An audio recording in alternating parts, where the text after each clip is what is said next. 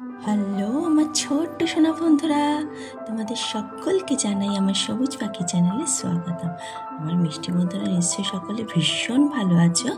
তোমাদের জন্য আজকে আমি কি ভিডিও নিয়ে এসেছি বলো তো।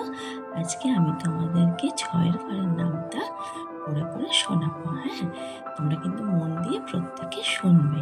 তাহলে চলো শুরু করে দিই। 6 একে 6, 6 দুগুণে 12, 3 6 18, 4 6 24, 5 6 30, 6 6 36, 6 7 42, 6 8 48, 6 9 54, 6 10 60।